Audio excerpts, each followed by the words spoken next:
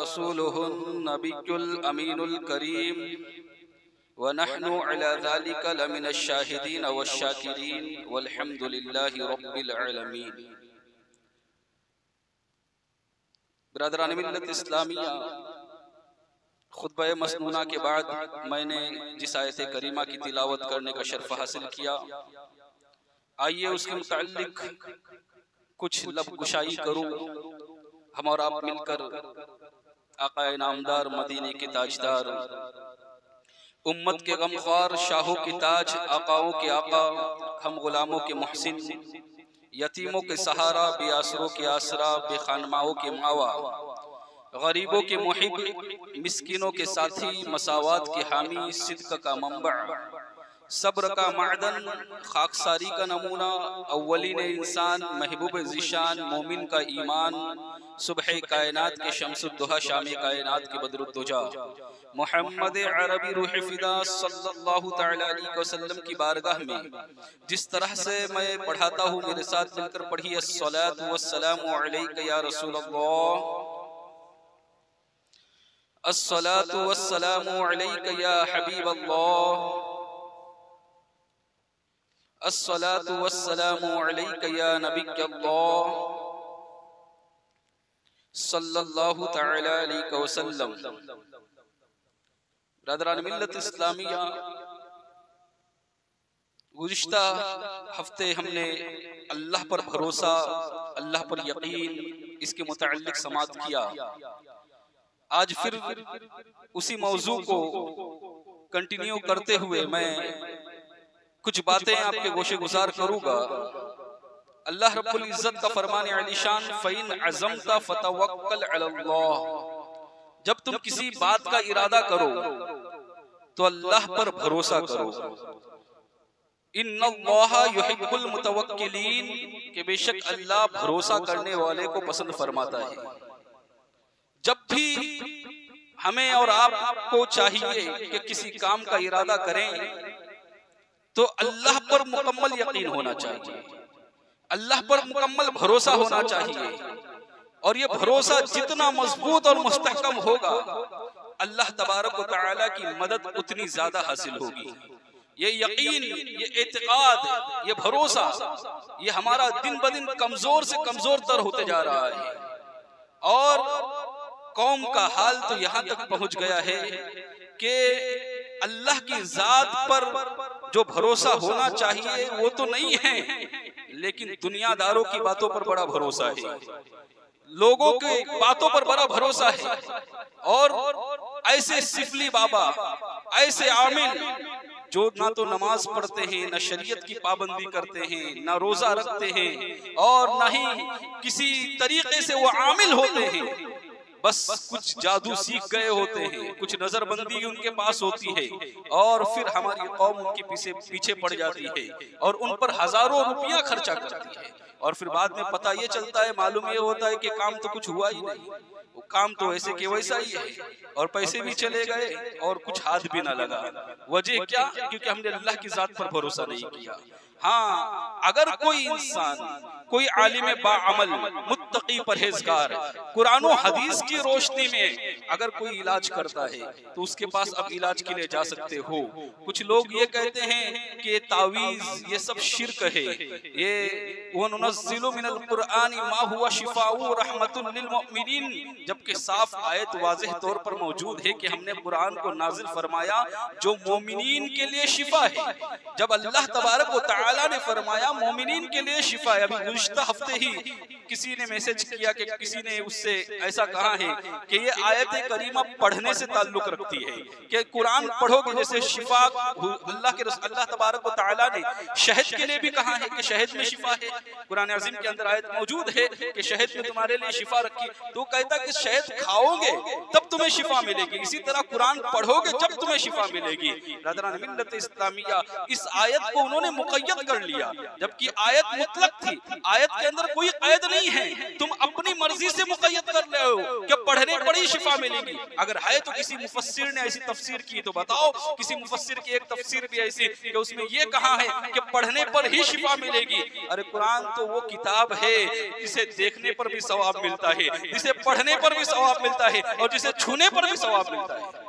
तो जाहिर सी बात है, जब जिसके पढ़ने पर सवाब, देखने पर सवाब, छूने पर सवाब, तो क्या फिर उसके पास रखने पर क्या शिफा नहीं मिलेगी? यकीनन मिलेगी। तो कुरान अजीम के पढ़ने पर भी शिफा है, उसके देखने पर भी शिफा है और उसके पास रखने से भी हमारी हिफाजत होती है। लिहाजा जो ये नजरिया फैला रहे हैं कि वो सिर्फ पढ़ने से शिफा मिलेगी, तो उनका ये नजरिया गलत है। इसलिए कि कुरान सिर्फ पढ़ने के लिए नहीं बल्कि सुनने के लिए भी नाजिल हुआ है। कुरान खुद फरमाता वइदा कुरिअल कुरानु फस्तमिउ लहु वअनसितु लअल्लकुम तुरहमून, कि जब कुरान पढ़ा जाए तो उसे गौर से सुनो, कान लगाकर सुनो। फस्तमिउ लहु वअनसितु, उसे गौर से सुनो। अगर तुम कुरान को गौर से सुनोगे तो क्या होगा? आगे फरमाया लअल्लकुम तुरहमून, अल्लाह तुम पर रहम फरमाएगा। तो पता ये चला कि सुनने पर भी अल्लाह रहम फरमाता है। तो पास रखोगे तो हिफाजत नहीं होगी? यकीनन होगी। हाँ, वो तावीज, वो गंडा जो गैर शरई है, यकीनन ऐसे तावीज़ात से बचना चाहिए। आज हमारी कौम गैर शरई तरीकों से भी गंडा और तावीज़ हासिल कर रही है। बरदरान मिल्लत इस्लामिया, एक हदीस सुन लो।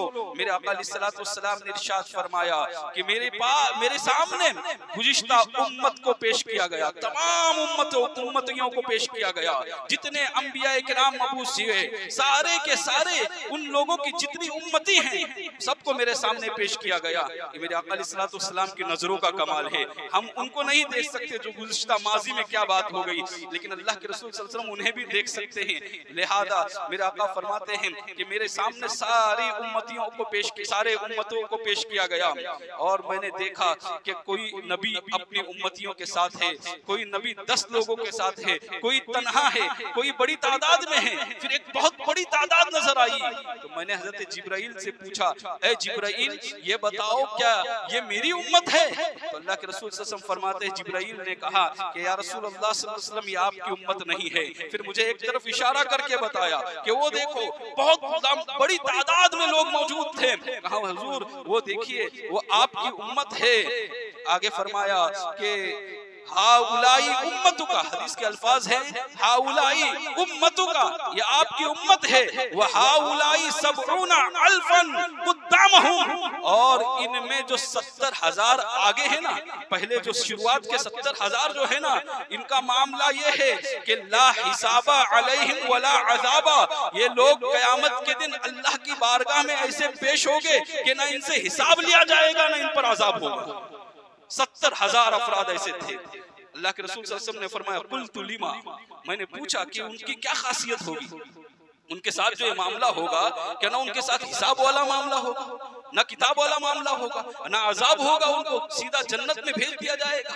तो ऐसा क्यों होगा? कुल्तु लिमा, वजह क्या है कि उन लोगों के साथ हिसाब नहीं होगा? तो हज़रत जिब्राइल अलैहिस्सलातु वस्सलाम ने अर्ज किया, या रसूलुल्लाह सल्लल्लाहु अलैहि वसल्लम, इन लोगों का जो मामला होगा ना, पहला मामला ये होगा कि वो लोग जो हैं अपने जिस्मों को किसी के नाम पर दागते नहीं होंगे। आज आम लफ्जों में मैं समझाऊं तो टैटू बनाने का रिवाज है ना, हमारे कौम के अंदर भी आ रहा है, ये दागना हुआ जिस्मों को। तो किसी शहीद के साथ, किसी और आदमी के साथ, किसी देवी देवता के साथ जो लोग अपने नाम का टैटू बनाते हैं, लिहाजा फरमाया गया कि जो होगी उनकी खूबी ये होगी पहले कि वो दागने वाले नहीं होंगे, अपने जिस्म को उन्होंने दागा नहीं होगा, यानी टैटू वगैरह उन्होंने नहीं बनाया होगा। और याद रखो अगर कोई ऐसा है तो सुन लो, मामला यह है कि जब वो टैटू बनाते हैं तो उसके अंदर पानी नहीं पहुंचता, ना तुम्हारा गुस्ल सही होगा ना तुम्हारा वजू सही होगा, और जब गुस्ल और वजू ही नहीं होगा तो फिर तुम्हारी नमाज कैसे होगी? बरदरान मिल्लत इस्लामिया तो पहली खूबी फरमाई कि वो लोग जो हैं अपने जिस्म को दागने वाले नहीं होंगे। वो 70,000 में जो लोग होंगे उसमें से कोई ऐसा नहीं होगा जो अपने जिस्म को दागता होगा। और फिर दूसरी बात जो फरमाई, जरा गौर से सुनना, मेरे आका अलैहिस्सलातु वस्सलाम ने फरमाया वला यस्तरकूना, वो लोग जो होंगे वो वो गलत गैर शरई तावीज़ात हासिल नहीं करेगी। कभी भी उन लोगों के अंदर ये खूबी नहीं होगी कि वो गैर शरई तावीज़ हासिल करे, यानी ऐसे आमिल के पास जाए, ऐसे बाबाओं के पास जाए जो नमाज तक नहीं पढ़ते, जिन्हें खुद इल्म नहीं है, जिन्हें खुद मालूमात नहीं है। आज हमारी कौम दौड़ रही है ऐसे बाबाओं के पास, आज हमारे लोग दौड़ रहे हैं ऐसे मुआमिलों के पास जिनके पास खुद इल्म नहीं है, और फिर वो लोगों का इलाज करते हैं और गैर शरई अल्फाज कहने के लिए भी कहते हैं। मुसलमानों, फरमाया उन 70,000 लोगों में वो कभी नहीं होंगे जो गैर शरई तौर पर इलाज करेंगे। बरदरान मिल्लत इस्लामिया, अगर इलाज करना ही है तो अच्छे आमिलों की तलाश करो, ऐसे आमिल जो तुम्हें लूटे भी नहीं, ऐसे आमिल जो तुम्हारे कुरान और हदीस की रोशनी में तुम्हारा इलाज करे। अगर तुम ऐसे आमिलों के पास जाओगे जो लूटने वाले भी रहेंगे और गैर शरई इलाज भी करेंगे, तो उन 70,000 अफराद से हमारा खर्चा हो जाएगा। इसलिए हमें चाहिए कि हरगिज़ किसी पर भी भरोसा नहीं किया जाए, भरोसा अल्लाह पर। फ़इन अज़मत फ़तवक्कल अलल्लाह, अगर तुम किसी काम का इरादा करो तो अल्लाह पर भरोसा करो, इसलिए कि इन यंसुरकुमुल्लाहु फला गालिब लकुम व इन यख़्ज़ुलकुम फमन ज़ल्लज़ी यंसुरकुम मिन दुनिही। कि अल्लाह ने फरमाया कि अगर अल्लाह तुम्हारी मदद करे तो फिर कौन है जो तुम्हें गालिब होने से पीछे रख सकता है? कौन है जिसकी इतनी ताकत है कि जो अल्लाह तबारक व तआला तुम्हें बुलंद मकाम अता करना चाहे और तुम पीछे रह जाओ? ऐसा नहीं हो सकता। और अल्लाह तुम्हें पीछे रखना चाहे, अल्लाह तुम्हें रुसवा करना चाहे, तो कौन है तुम्हें जो इज्जत दे सकता है? तो अल्लाह की जात पर भरोसा करते हुए हरगिज़ किसी ऐसे आमिल के चक्कर में ना पड़ना। बरदरान मिल्लत इस्लामिया, हुजूर अशरफुल फुक़हा का मुझे एक वाक़या याद आ रहा है। हजरत फरमाया करते थे अक्सर कि मैं कानपुर के इलाके में मुझे बुलाया गया प्रोग्राम के सिलसिले में। वहाँ पर कहा गया कि आपको तकरीर करने के लिए आना है। मैंने कबूल कर लिया, और जब कबूल कर लिया ना तो कहा कि हजरत बहुत बड़ी बाबा आए हुए, बहुत पहुंचे हुए बाबा है। हम भी कहते बहुत पहुंचे हुए हैं, कितने पहुंचे हुए, कहाँ पहुंचे हुए कुछ पता नहीं है, लेकिन बहुत पहुंचे हुए बाबा है। क्या पहुंचे हुए बाबा है, मामला क्या है? तो वो जादू दिखाते हैं, कभी काजू बादाम निकाल कर दिखाते हैं, और कभी ऐसी ऐसी हरकत करते हैं कि जो गैर शरई होती है, लेकिन हम उसे पहुंचा हुआ समझते हैं। हुजूर अशरफुल फुक़हा फरमाते हैं कि मुझसे कहा गया कि बहुत बड़ा बाबा है। तो वैसे ही कहा, मुझे बाबाओं से चिढ़ थी, मैंने कहा कि नहीं, मैं नहीं आता। बहुत इसरार किया, बज़िद हुए, तो कहा ठीक है चलो चलता हूँ। हाँ, हुजूर अशरफुल फुक़हा फरमाते हैं कि मैं गया, जैसे ही मैं गया तो देखा एक कमरे के अंदर बैठा हुआ है। और कौन था वो शख्स बैठने वाला? ना कोई आलिम था, ना कोई परहेजगार था, बल्कि ऐसा इंसान था जो 20-22 साल का शख्स था, जिसके चेहरे पर दाढ़ी तक नहीं थी। और वो कहा, वो 555 सिगरेट पी रहा था। बरदरान मिल्लत इस्लामिया, हुजूर अशरफुल फुक़हा अंदर गए से ही कदम रंजा फरमाए। वो कहता है मौलवी इधर आ। हज़रत हुजूर अशरफुल फुक़हा के बारे में कहता है इधर आ, बैठ इधर। अब ऐसे गुस्ताख जो उलमा की इज्जत नहीं जानते, मुफ्ती की इज्जत नहीं जानते, वो कैसे आमिल हो सकते हैं? उसने हुजूर अशरफुल फुक़हा को बुलाया। बुलाने के बाद फिर इस तरह से बेअदबी के लहजे में बुलाने के बाद हुजूर अशरफुल फुक़हा बैठ गए। बैठने के बाद हजरत फरमाते हैं कि उसने क्या किया, उसने दीवार के अंदर हाथ लगाया और वहां से काजू निकाला, फिर दीवार में हाथ डाला, फिर बादाम निकाला। इस तरह ड्राई फ्रूट की तरह तरह की किस्में जो हैं वो दीवार से निकाल कर प्लेट में रखने लग गया। अल्लाहु अकबर। हुजूर अशरफुल फुक़हा वो भी किसी आम के तरबियत याफ्ता नहीं थे ना, हुजूर मुफ्ती आज़म हिंद के तरबियत याफ्ता थे। कहा कि जैसे ही मेरे सामने पेश किया ना, मैं गजबनाक हो गया और मैंने गुस्से में आकर कहा कि ये तेरे नाजायज और चोरी का माल मैं नहीं खाऊंगा। वो बिफर गया, कहने लगा कि ये क्या कह रहे हो तुम? उसके मुरीदीन भी गुस्सा होने लगे कि हजरत ये क्या कह रहे हो? उसने तो आपके सामने दीवार से निकाल कर दिखाया है और आप कहते चोरी। तो कहा मैं शरीयत की बात कह रहा हूँ, मुझे पता नहीं कि इसने कहाँ से लाया है, इसके पास मौक्किल है या इसके पास जिन्नात है या इसने नजरबंद किया हुआ है, मुझे इसका इल्म नहीं है। हाँ, इतना जरूर जानता हूँ कि मैंने नहीं देखा कि इसने जब लाया तो इसके जिस दुकान से भी लाया हो तो उस दुकान वाले को इसकी कीमत अदा की है या ना की है। जाहिर सी बात है, जब कीमत अदा ना की है तो माल तो चोरी का हुआ ना, तो वो कैसे खा सकता हूँ? अल्लाहु अकबर। हुजूर अशरफुल फुक़हा के ये जवाब से वो हैरान हो गया और हजरत उठकर जाने लगे। जैसे जाने लगे पीछे आया और कहना मौलाना साहब रुको। पहले मौलवी इधर आ था, अब कहता है मौलाना साहब रुको। यानी अब उसका तरीका बदल गया। जब देखता है ना कि कोई हमसे जो है वो हमारे रोब के अंदर नहीं आया हुआ है तो फिर इस तरह के उनके मामलात बदल जाते हैं। कहा मौलाना साहब रुको। हजरत फिर भी बाहर निकल गए। बाहर निकल आए तो वो खुद भी बाहर पीछे पीछे आ गया। हजरत फरमाते हैं कि बाहर जब मैं जैसे ही निकला निकला ना तो वहां पर एक नीम का छोटा सा दरख्त है। उसने कहा हजरत इनका प्रोग्राम अब रायगा मत कीजिए, इनका प्रोग्राम खराब हो जाएगा आप अगर चले जाओगे तो। मैं एक काम करता हूँ कि आप रुकिए और तकरीर कीजिए। और इसी दरमियान उसने नीम का उजाड़ था उसको हिलाया। फरमाते हजरत कि उसके अंदर से मिठाइयाँ गिरने लगी। अल्लाहु अकबर। हम और आप जैसा होता ना तो फौरन ज़ैफुल एतकाद, कमजोर एतकाद वाला फौरन मान लेता, हाँ बहुत पहुंचे हुए बाबा है। हजरत ने कहा कि ये सब चीजें मैं नहीं खा सकता हूँ जब तक कि मुझे किसी चीज के बारे में शरई हुक्म मालूम ना हो कि ये कहाँ से लाई गई है, मैं उसे नहीं खाऊंगा। हजरत आए कुछ लोग छोड़ने के लिए, वापस उनको आए अपने शहर में। हजरत फरमाते हैं कि मैंने उसी वक्त उनसे कह दिया कि वो चेहरे से ही चोर और डकैत मालूम होता है, उससे बचो, वो सही इंसान नहीं है। लेकिन उन लोगों के ऊपर जुनून सवार था कि इतनी बड़ी करामतें दिखा रहा है, वो कैसे गलत हो सकता है।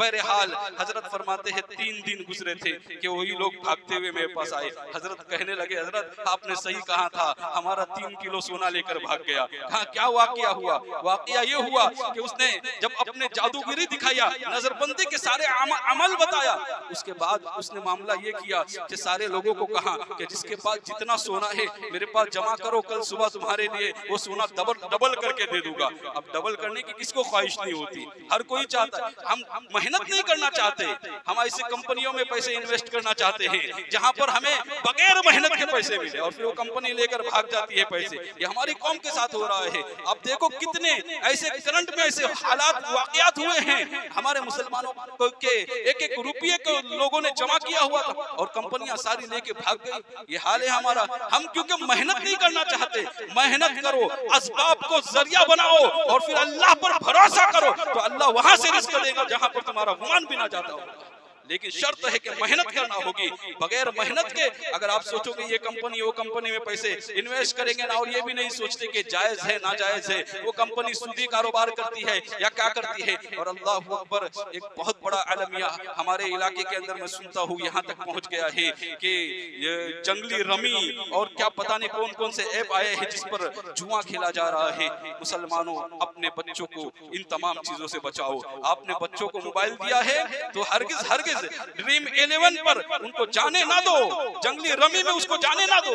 या अगर आप जाने दोगे, पहले जो जुआ होता था ना किसी कहीं पर बैठकर खेला जाता था और लोग उसको बुरा समझते थे ये जुआ खेलने वाला आदमी है, उससे बचना चाहिए, उससे मामलात नहीं करना चाहिए, लोग उसको बुरा समझते थे। लेकिन अब ये इंटरनेशनल जुआ जो मोबाइल के शक्ल में हमारे सामने आया हुआ है, अल्लाहु अकबर, इसको लोग बुरा तक नहीं समझते हैं। बिरादरान मिल्लत इस्लामिया, हरगिज नहीं। ये हराम की कमाई अगर आप हासिल कर भी लोगे तो इसमें ज्यादा बरकतें रहने वाली नहीं है। और ज्यादातर पहली बात तो ये है कि आप हासिल नहीं कर पाओगे, आपकी जो रकम है वो चली जाएगी। इसलिए कि जुआ खेलना ये शैतान का अम्र है और शैतान की तरफ से होता है। लिहाजा जो काम शैतान की तरफ से हो उसमें बरकत हरगिज हासिल नहीं हो सकती। बहरहाल अर्ज ये कर रहा था कि उसने कहा, उस बाबा ने कि मेरे पास सारे के सारे सोना जमा कराओ। सब लोगों ने सोना जमा किया और कहा कि किसी को ये बात बताना नहीं। अगर और मैं कहता हूँ कि रात भर मैं इबादत में रहूंगा और सुबह कोई रात अपने घर से ना निकले। और सुबह एक को 8 बजे का वक्त दिया, दूसरे को 8:30 का दिया, तीसरे को 8:45 का दिया, चौथे को 9 का दिया। अब पहला जो 8 बजे वाला वक्त जिसको दिया था वो आकर पहुंच गया। अब वो इंतजार कर रहा है कि हजरत का हुजरा खुलेगा और फिर मैं अपना सोना डबल करके लेकर चला जाऊंगा। दूसरा 8:30 वाला भी पहुंच गया, अब तक हजरत का हुजरा खुल नहीं रहा है। 8:45 वाला भी पहुंच गया, 9 वाला भी पहुंच गया। जब सारे लोग जमा होने लगे ना तो एक दूसरे से बात करने लगे, पूछने लगे तुम क्यों आए हो? कहा ऐसी ऐसी बात हुई थी। कहा मुझे भी हजरत ने 8 बजे बुलाया था। कहा मुझे 8:30 बजे बुलाया था। जब 10 बज गए ना, अब इनका सब्र जो है, ये पैमाना जो है ये भर गया सब्र का और अब इनसे सब्र ना हो सका। कहा चलो देखते हैं हजरत क्या कर रहे हैं अंदर, कहीं सोए तो नहीं, कहीं उनकी तबीयत तो नहीं खराब हो गई। जब दरवाजा खोला गया तो क्या देखते हैं कि अंदर हजरत मौजूद ही नहीं है। बिरादरान मिल्लत इस्लामिया, ऐसे आमिल जो गैर शरई तरीके से इलाज करते हैं उनके हथकंडे में ना आना। अगर करना है तो अल्लाह पर भरोसा करो। अगर आपको ऐसा लगता है कि आपके ऊपर असरात है, मेरे आका ने फरमाया है ना, सूरह बकरा पढ़ो, घर के अंदर 40 दिन तक कैसा आसिफ क्यों ना हो, जिन्नात कितना खतरनाक क्यों ना हो, तुम्हारा घर छोड़कर चला जाएगा। लेकिन तुम पढ़ोगे जब ना, हम नहीं पढ़ेंगे। हम 1500-1500 रुपए देकर एक किसी को मौलाना को बुलाएंगे, हम उसी से पढ़वाना चाहेंगे, क्योंकि हमको पढ़ना ही नहीं आता। ये सबसे बड़ा अलमिया है बिरादरान मिल्लत इस्लामिया। कुरान अजीम की आयतें हैं, कुरान अजीम के अंदर मौजूद है, सूरह फलक है, सूरह नास है। ये सारी चीजें की रिस्क में बरकत नहीं होती, यहाँ वहाँ जाने की जरूरत नहीं है। ईशा की नमाज के बाद सूरह वाक़िया की तिलावत करो, अल्लाह रब्बुल इज्जत रिस्क अता फरमाएगा, मुकम्मल भरोसे के साथ अल्लाह की जात पर। लेकिन हम ऐसा नहीं करेंगे। हमारा मामला यहाँ तक पहुँच गया है कि अल्लाह हमारी कौम को बचाए। हमारी कौम पंडितों तक जाने के परहेज नहीं कर रही है। क्या वो शरई वजीफा बताता होगा? क्या वो शरई पुकारता होगा? क्या वो आप तुम्हारे माबूद को पुकारता है? वो अपने माबूद को पुकारता है और आप इस बात पर राजी हो। और अगर इस बात पर राजी हो आप कि वो अपने माबूद को पुकारेगा और तुम्हें फायदा होगा, तो ये शिर्क है, ये सीधा इस्लाम से खारिज हो जाओगे। बड़ा सख्त मसला बयान कर रहा हूँ, सुन लो। अगर किसी ने इस एतकाद के साथ किसी पंडित के पास जाकर इलाज करवाया कि उसने अपने माबूद को पुकारा है और उसके माबूद ने उसकी मदद की है, तो फिर ये खुला शिर्क होगा, आप खारिज अल इस्लाम हो जाओगे। बिरादरान मिल्लत इस्लामिया, अल्लाह पर मुकम्मल भरोसा करो, अल्लाह पर यकीन करो। अल्लाह के ऊपर जितना यकीन बढ़ता चला जाएगा, अल्लाह तबारक व तआला रिस्क के दरवाजों को खोलता चला जाएगा। बिरादरान मिल्लत इस्लामिया, तो फरमाया उन 70,000 लोगों में वो लोग नहीं होंगे जो गैर शरई दुआ तावीज करते हैं, जो गैर शरई झाड़ फूक करते हैं, वो नहीं होंगे। और तीसरी चीज जो फरमाई है, वो फरमाई वो वला यततक्करून, कि वो लोग वो होंगे कि जो बदशुगुनी करते होंगे, व अला रब्बिहिम यतवक्कलून, और वो अपने रब पर वला यतवक्कलून, वो अपने रब पर भरोसा भी नहीं करते होंगे। बिरादरान मिल्लत इस्लामिया, कैसी बदशुगुनी! आज बदशुगुनी के बहुत सारे मामलात हैं हमारे दरमियान। जरा गौर करो कैसी कैसी बदशुगुनी हमारे दरमियान है। बदशुगुनी कहते किसे है? बदशुगुनी मिसाल के तौर पर आज हमारे मामलात ये हैं कि सीधे हाथ पर खुजली आई तो कहाँ पैसे आने वाले, और उल्टे हाथ पर आई तो कहाँ पैसे चले जाने वाले। ये बदशुगुनी है ना। ऐसा होता है क्या? शरीयत में है ऐसा? क्या इस्लाम ने बताया ऐसा है? कहीं तो बताओ। ये अपने मन से अपने आप ने रच लिया है, रच ली है ये बात। कितने ऐसी गलत फहमियां पाल रखी है और फिर वही तस्वर किए हुए हैं। हाल ये है कि दूल्हा की बारात निकलती है दूल्हे की, तो फिर हाल हमारी कौम का ये कि अंडा उसके गाड़ी के नीचे रखते हैं। अगर अंडा आप सदका कर दो, किसी गरीब को दे दो, तो वो एक वक्त की रोटी एक खा लेगा, उसका सवाब मिलेगा आपको। यहाँ तक तो दुरुस्त है, लेकिन गाड़ी के नीचे, टायर के नीचे अंडा रखकर उस अंडे को बेकार करना, ये कहां से होगा? एक शरीयत इसकी इजाजत देती।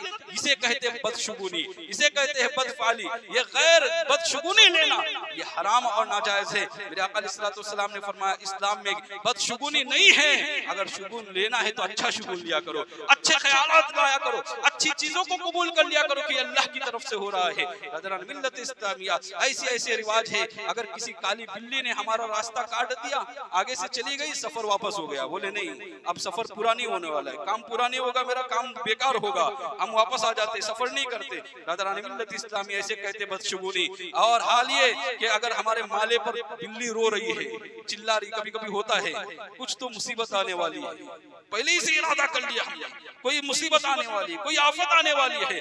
और फिर याद रखो मेरे आका अलैहिस्सलाम ने इरशाद फरमाया, जब बंदा अल्लाह के साथ जैसा गुमान रखता है, अल्लाह ताला उसी के साथ वैसा ही मामला फरमाता है। अगर आपने ये गुमान किया तो फिर आपके साथ वही मामला होगा। अच्छा गुमान करो, ऐसा कहीं नहीं है कि बिल्ली रोएगी, वो अपनी वजह से किसी वजह से वो आवाज निकाल रही है और आप समझ रहे हो कोई मुसीबत आने वाली है। कौवे ने क्या चिल्लाया, कहा मेहमान आने वाले, कुत्ता भौंका तो कहा कि मुसीबत आने वाली है। बिरादरान मिल्लत इस्लामिया, ये सब के सारी चीजें जो है ये बदशुगुनी कहलाती है। इन तमाम चीजों का इस्लाम के अंदर कोई रिवाज नहीं। कुछ लोग ऐसे भी हैं, कहते हैं कि फलां आज कोई काम के लिए निकल गए और जाते जाते वो इत्तेफाक से काम ना हुआ तो वापस आके कहते सुबह पता नहीं किसका मुंह देखा था, बहुत किसी मनहूस का मुंह देखा होगा, पता नहीं किसका मुंह देख के निकला था, काम ही नहीं हुआ। ये हाल है हमारी कौम का। बिरादरान मिल्लत इस्लामिया, ये बहुत बदशुगुनी है। और मैं तो ये समझता हूँ कि कोई भी जब काम के लिए निकलता है ना, सुबह उठने के बाद दूसरों का मुंह बाद में देखता है, पहले अपना चेहरा देखता है, आईने के अंदर पहले अपना मुंह देखता है। तो फिर अगर मनहूस समझना है तो अपने आप को समझो, दूसरों को क्यों मनहूस समझते हो? कोई इंसान मनहूस नहीं होता, किसी को देखने के बाद आपका काम बेकार नहीं होता। जो भी मुसीबत आती है वो आपको अपने करतूतों की बुनियाद पर आती है। आपकी मुसीबत आती है जो आप पर, वो आपके किए किराए की बुनियाद पर पर आती है। किसी का चेहरा देखकर बदशुगुनी ना लो। मिल्लत इस्लामिया एक बादशाह था, इस तरह बदशुगुनी लेने का उसका अंदाज था। एक मर्तबा शिकार के लिए निकला, उसका रिवाज था कि वो किसी भी अच्छे चेहरे वालों को देखकर निकलता था। जैसे ही बाहर निकला उसने देखा कि एक काना शख्स है जो रास्ते से आ रहा है, और उसके सवारी को देखकर सारे लोगों ने रास्ता छोड़ दिया। वो काना शख्स रास्ता नहीं छोड़ा। बादशाह को बड़ा गुस्सा आया। गुस्सा आने के बाद बादशाह ने कहा कि ये कौन है, इसको मेरे सामने लाओ और इसको दरख्त से बांध दो। मैं शिकार करके जब वापस आऊंगा ना तो इसकी सजा तजवीज करूंगा कि इसे क्या सजा देना है। कहा ठीक है, उसको बांध दिया गया। अब बादशाह इत्तेफाक से चला गया शिकार करने के लिए। शिकार करने के लिए जा ही रहा था, शिकार करने के लिए चला गया। जैसे ही जंगल में पहुंचा, अल्लाह की कुदरत देखो कि आज शिकार बहुत ज्यादा हुआ, बहुत ज्यादा जानवर पकड़े, बहुत ज्यादा परिंदे पकड़े। बड़ा खुश था। शाम में भूल भी गया था कि सुबह में मेरे साथ ये हादसा हुआ था, मामला हुआ था। किसी काने को देखकर मैंने सोचा था कि आज दिन पूरा मनहूस चला जाएगा, लिहाजा उसको बांध कर रखा। उसके जहन में भी नहीं। वापस आया ना, जैसे वापस आया तो जब वो जगह पर पहुंचा तो उसने देखा कि वो शख्स वहां पर बंधा हुआ है। जैसे ही उसके करीब पहुंचा ना तो उस शख्स ने देखा कि बादशाह की सिपाही बड़े खुश है और आज बहुत ज्यादा शिकार हो चुका है, शिकार जानवर जमा हो गए हैं और लोग जो हैं बड़े खुश हैं। तो उसने पुकार कर पूछा, बादशाह एक सवाल पूछना चाहता हूँ। कहा पूछो, क्या सवाल है तुम्हारा? कहा ये बताओ तुम मनहूस हो या मैं मनहूस हूँ? कहा कैसे, ये सवाल क्यों कर रहे हो? कहा वजह ये है कि आज सुबह सुबह तुमने मेरा चेहरा देखा, तुम्हें इतने शिकारी मिल गए, और मैंने तुम्हारा चेहरा देखा था जब से बंधा हुआ धूप के अंदर, ना सुबह से कुछ खाया है ना कुछ पिया है। पता ये चला मैं मनहूस नहीं हूँ, मनहूस तो तुम हो। मिल्लत इस्लामिया तो किसी के चेहरे को देखकर जो है ये मनहूस समझना और ये समझना कि मेरा काम नहीं होगा, ये गैर शरई है। ऐसे लोगों वो 70,000 लोगों में शामिल नहीं होंगे जो बिला हिसाब किताब जिन्हें जन्नत मिलने वाली है। ये तमाम खुराफात अपने जहन और दिमाग से निकाल दो, अल्लाह पर भरोसा करो। जो अल्लाह पर जितना भरोसा करेगा अल्लाह तबारक व तआला उतने ज्यादा असबाब पैदा फरमाएगा और रिस्क के दरवाजे तुम्हारे लिए खोल दिए जाएंगे। अल्लाह ताला से दुआ है कहने सुनने से ज्यादा अमल करने की तौफीक अता फरमाए। व मा अलैना इल्ला अल बलाग। अस्सलामु अलैकुम।